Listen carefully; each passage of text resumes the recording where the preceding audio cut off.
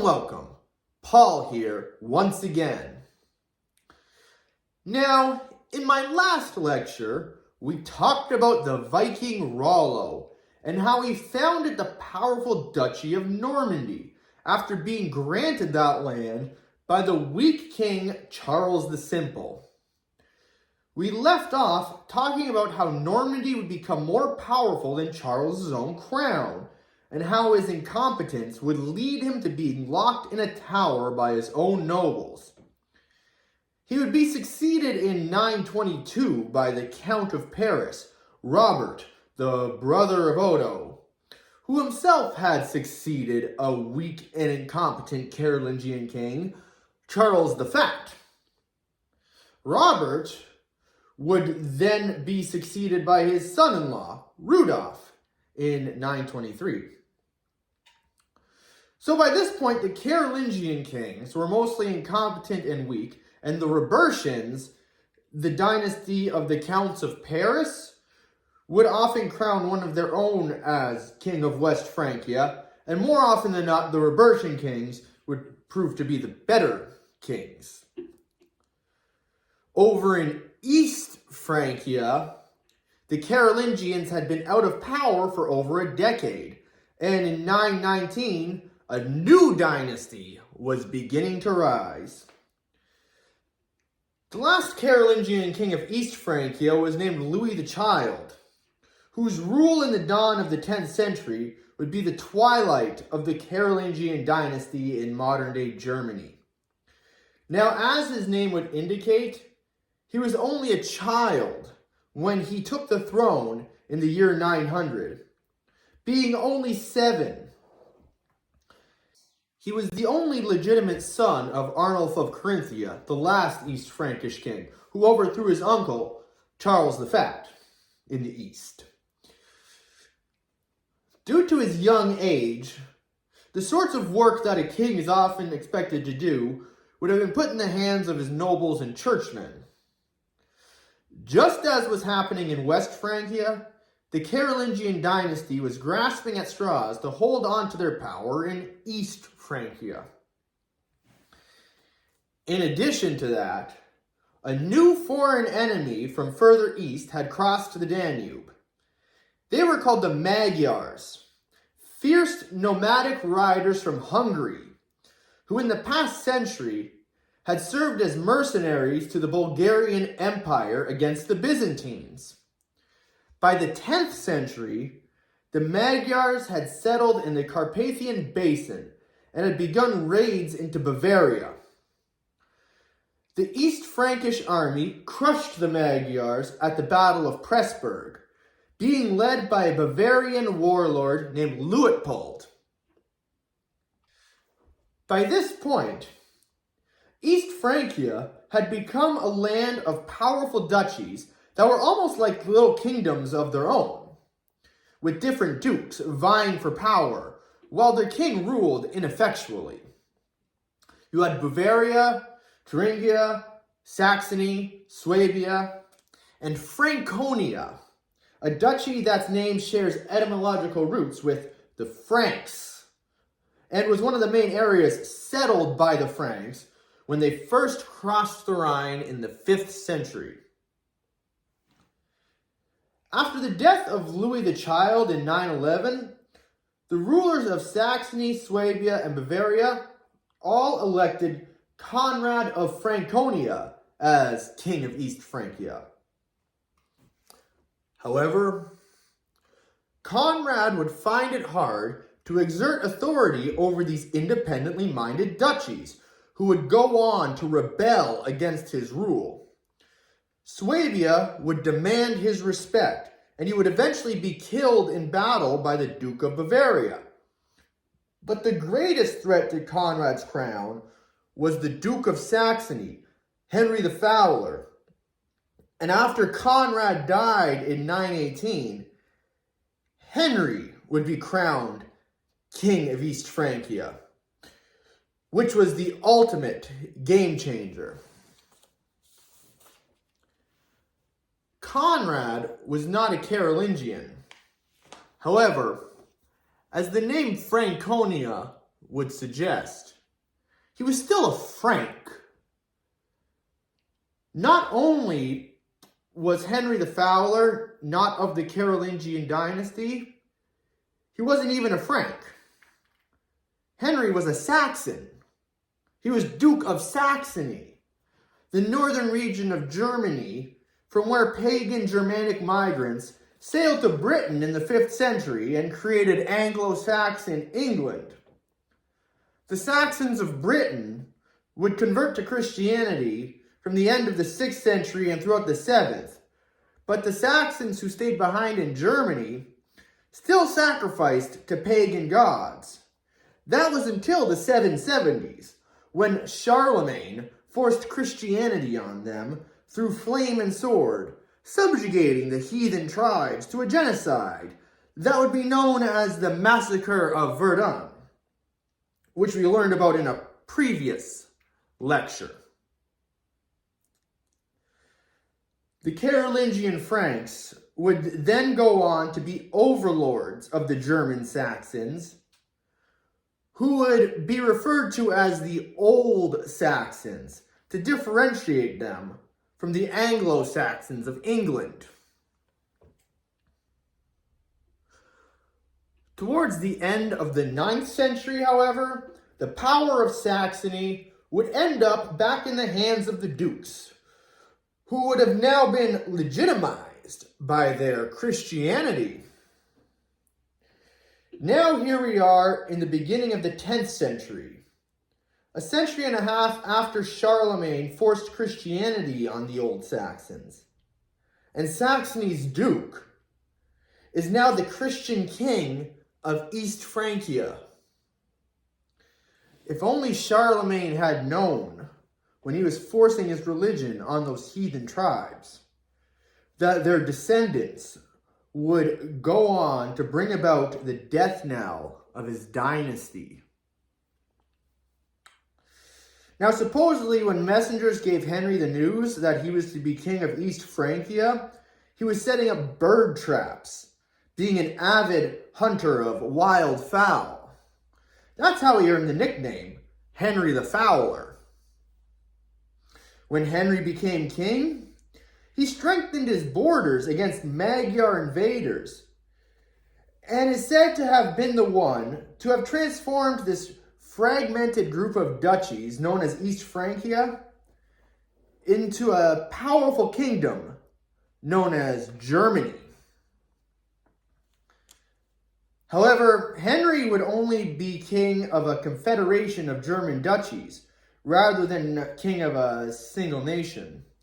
And these duchies were still very independently minded, and Henry's idea of unity would have meant Saxon overlordship in these independently minded duchies.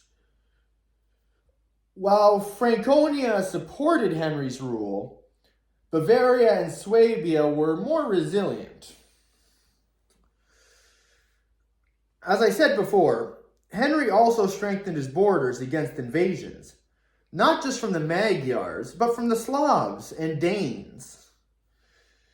In 928, he subdued the Polish Wends. He also subdued the Duke of Bohemia, Wenceslas, into paying an annual tribute to him. Yes, the Wenceslas that is mentioned in the famous Christmas carol. Good King Wenceslas looked out on the feast of Stephen when the snow lay around him. Henry also pacified the Danish frontier, bringing an end to Viking raids in Germany, as well as attempting to spread Christianity in Denmark. Henry the Fowler died in 936 and would be succeeded by his son Otto, who gained experience as a military commander fighting in his father's Slavic campaign. Otto would then help his father forge an alliance between the Old Saxons and the Anglo-Saxons, as Henry would marry his son to Princess Edith, the sister of King Athelstan. The 920s was a very important time for both Saxon peoples. By this time, the Anglo-Saxon kingdoms had been united into one single Kingdom of England, and the Old Saxons were well on their way to doing the same in Germany, in uniting the feuding duchies. The German Saxons had also, by this point, completely superseded the Carolingian power in East Francia. The dynasty of Charlemagne, who had just over a century ago forced the Saxons into submission. The Saxons would come to accept their new god, but were still a fiercely independently minded people. And by the dawn of the 10th century, the Saxons of Germany would reclaim what was rightfully theirs. Henry the Fowler died in 936 in his royal palace, and Otto would become King of the Germans very soon after. The coronation was held at Aachen, Charlemagne's former capital, and even though he was a Saxon, Otto was decked out in Frankish regalia. In part, this was an attempt to demonstrate his sovereignty over the Duchy of Lotharingia, but Otto also saw himself as Charlemagne's rightful heir. It would also prove to be a foretelling of events to come. Within the first decade of ruling, Otto had all the German duchies firmly in his grip, though it was a hard fight. He would end up absorbing Franconia directly under his rule and would distribute Swabia, Bavaria, and Lotharingia to his family members. The 950s, however, would end up being the most tumultuous part of Otto's reign.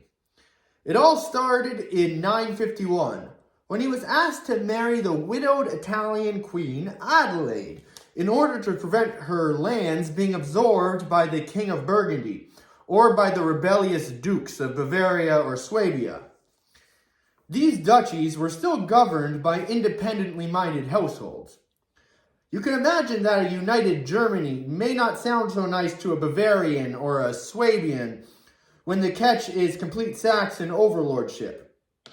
And soon, the duchies would rebel against Otto, being aided by his own son and heir, Leodulf, who may have felt resentful by his father spending more time in Italy than in Germany. This led to a civil war between Otto and his son, which would end in a peace treaty. However, by this point, it seemed like Germany's worst enemy was itself. And a divided nation is more vulnerable to invasion. And the Magyars had returned in full force, hungry for plunder and conquest. By the summer of 955, these Hungarian marauders had invaded Bavaria with a considerably large host, attacking castles and burning churches, with the intent of luring Otto into battle. The Magyars would then attack Augsburg, and in response, Otto would lead 8,000 knights, divided into 8 legions, to a field near the river Lechfeld. Otto would be joined by Conrad, Duke of Lotharingia, which by this point would become Lorraine. Conrad would lead troops from Bavaria, Swabia, and Franconia, as well as a well-trained mercenary army from Bohemia, the modern-day Czech Republic. Otto himself would lead knights from Saxony and Thuringia, with his royal guard leading the charge. Not only would this be an important battle for the birth of the German nation, but it would also be a defining moment where we see large contingents of heavy cavalry on the battlefield. By the High Middle Ages, cavalry fighting became the standard, and most European armies would consist of these large units of mounted knights. The Normans would play an important role in this too, especially after defeating the last Anglo-Saxon king of England and bringing heavy cavalry fighting to a nation more familiar with shield wall combat. The riding style of the Magyars was much different from that of the German army. The Magyars rode lightly equipped with archers and preferred fighting at a distance. The Germans were heavily armored in chainmail and iron helmets, wielding melee weapons like swords and lances. The Germans stood like a freight train as Hungarian arrows rained down on them, and then Otto and Conrad would lead the charge that brought victory. After the battle, all the Saxons, Swabians, Franconians, Thuringians, and Bavarians raised Otto up on a shield and declared him Germany's emperor. This moment is seen as the true beginning of the German nation. All of the duchies had pledged their allegiance to Otto, and he earned their respect, not demanded it. He had smited the Hungarian invader and led his people to victory, and now they call him emperor. This inspired Otto to achieve a goal that he had desired since he was first crowned. In the late winter of the year 962, the German King Otto was crowned as Holy Roman Emperor by Pope John XII in Old St. Peter's Basilica in Rome. And so began one of the most complicated empires in all of history, the Holy Roman Empire, which many will jest was neither holy nor Roman nor an empire. It was holy and Roman in the sense that all the kingdoms were Christian and the emperor would be crowned by the Pope in Rome. However, it was more of a German empire, with Germany claiming sovereignty over Italy. It was also hard to call this empire holy when the commandment, "Thou shalt not kill," was hardly ever obeyed. And it would become more of a confederation of independent kingdoms within a greater empire. The Holy Roman Empire stayed in effect until long after the Middle Ages, all the way up to 1806. At its peak, the Holy Roman Empire consisted not only of Germany and parts of Italy, but also Switzerland, Liechtenstein, Luxembourg, the Czech Republic, Slovenia, Austria, Croatia, Belgium, and the Netherlands, as well as large parts of modern Poland and France. The Holy Roman Empire declined during the French Revolution until its final collapse during the Napoleonic Wars in 1806. However, the late 19th century saw the rise of a new German Empire that lasted until 1918. 15 years later, we begin to enter one of the darkest times in German history, when Adolf Hitler and the Nazi Party took over and turned the country into a fascist dictatorship. The Nazis referred to themselves as the Third Reich, Reich meaning empire, with the previous German Empire being the Second Reich and the Holy Roman Empire being the first. There's also much debate amongst historians over whether we should consider Otto's coronation in 962 as the beginning of the Holy Roman Empire, or if we should consider it to be Charlemagne's coronation 162 years earlier. It's hard to say because the term Holy Roman Empire actually wasn't officially used to describe this confederation of kingdoms and duchies until the 13th century. But the emperor's legitimacy always rested on the concept of translatio imperii, that he held supreme power inherited from the ancient emperors of Rome. So, what was going on in West Francia during all of this? Well, the last Carolingian king of West Francia was Louis V, who ruled from 979 until his death in 987. Louis was not a very good king, and he was known throughout history as Louis the Do-Nothing.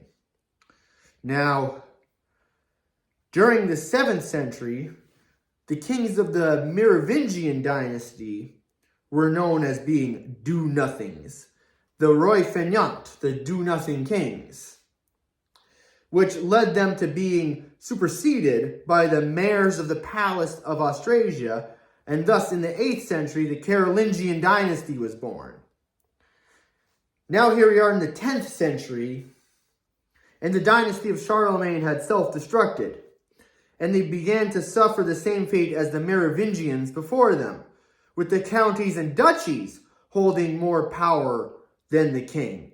In particular, Normandy.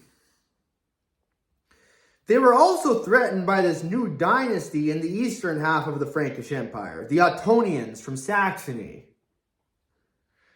By this point, Emperor Otto had been succeeded by his son Otto II, who went to war with the second to last Carolingian West Frankish king, Lothar IV, between the years of 978 and 980. It was during these wars that we begin to see someone who would put the final nail in the coffin for the Carolingian dynasty. His name was Hugh Capet, the Count of Paris, and a descendant of the all-powerful Robertian dynasty.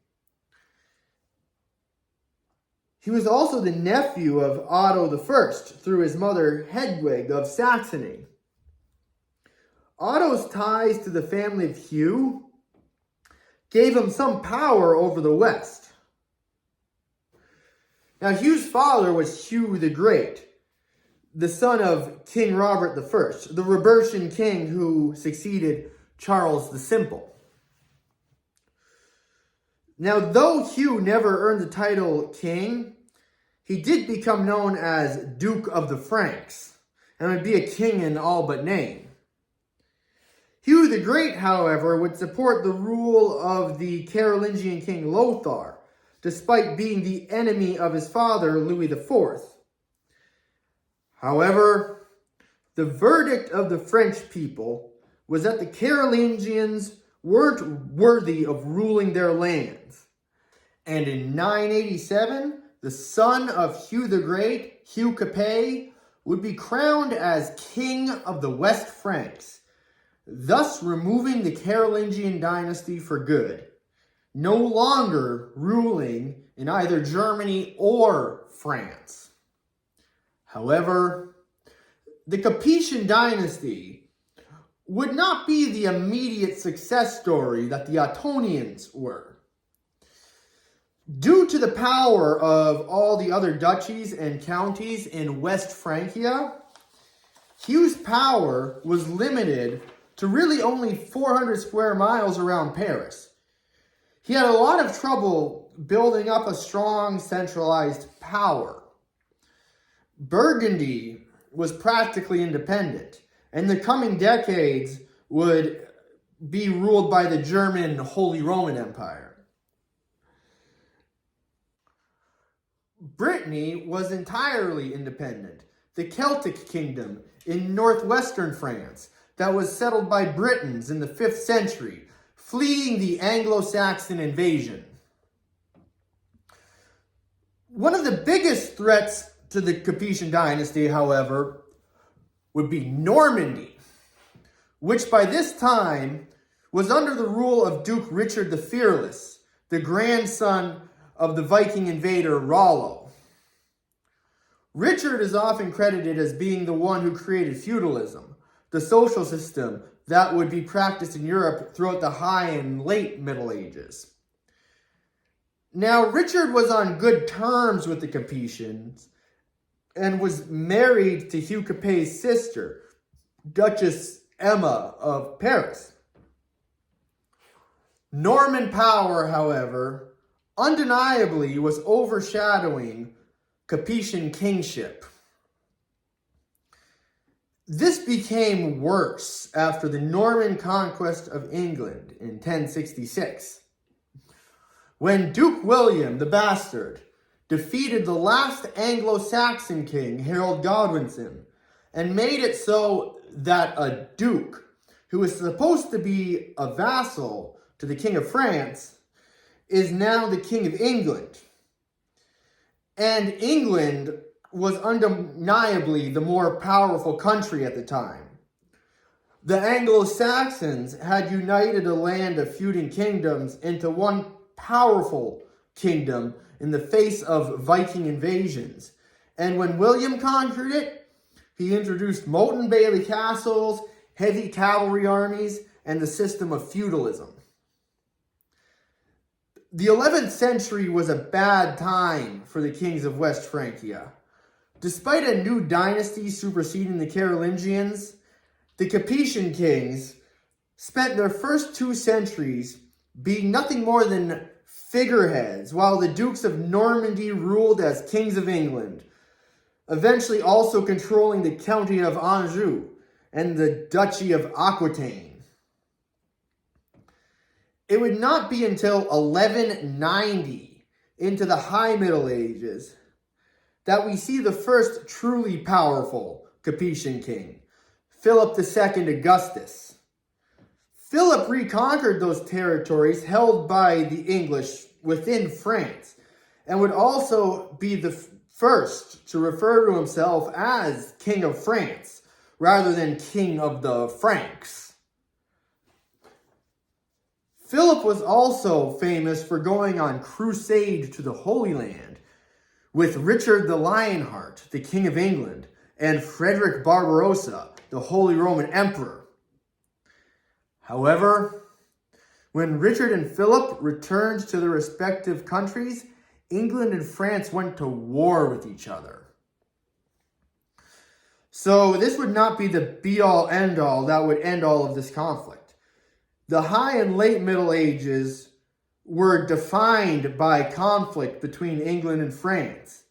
And in the late 14th century, we began to see a series of conflicts known as the 100 Years' War, which originated over disputes to the French throne between the English and French, but was rooted in the Norman conquest of England and the English feeling entitled to French lands that were conquered by the Normans.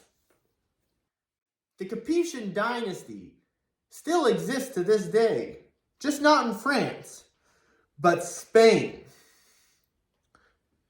The House of Bourbon, which is led by Louis Alphonse de Bourbon, a royal family in Spain that claims descendancy from the kings of France. So,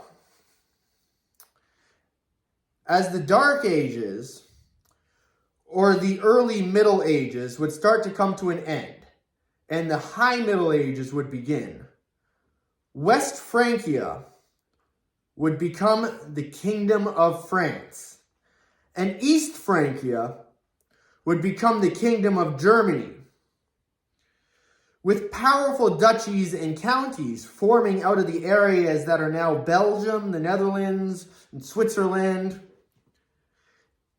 Italy would be subject to the Holy Roman Empire, but with powerful republican city-states that would govern themselves more so in the way of the Romans, but would be a precursor to a modern way of governing nations. And though the Carolingian dynasty would become a thing of the past, on the day Charlemagne was crowned emperor of the Romans in the year 800, Dark Age Europe began to see the light at the end of the tunnel. And though that light would seemingly get further and further away with invasions from Vikings, Arabs, and Magyars, as well as endless civil war, the former West Roman Empire that had become a patchwork of barbarian kingdoms was now a worthy successor to its predecessor. Even the Merovingian dynasty before the Carolingians would prove themselves to be pretty important, despite eventually becoming known as the Do-Nothing Kings. After the West Roman Empire collapsed and the Salian Franks took over Gaul, the forming Merovingian dynasty would turn the Frankish kingdom into the most powerful military entity in a post-apocalyptic world. And after King Clovis's conversion to Christianity, the Franks would grow more and more powerful every day. As I said in my first lecture, they were the ones who would really forge what would become medieval Europe out of the ashes of the Roman Empire. Salute and Prost. Well, that is all for my lectures on the Frankish Empire. Now that I have done a chronological series on the history of the Franks and also one on Anglo-Saxon England, I now plan to do a series of standalone lectures simply titled The Rest of the Dark Ages, where I will explore other topics in the early Middle Ages, such as other Viking expeditions, a more in-depth look at the fall of Rome, the early history of knighthood, as well as more into the histories of Scotland and Ireland. Expect a St. Patrick's Day special, where I explore the life of the 5th century saint. This has been Paul Lennon, teaching you about the Dark Ages. Go and be well.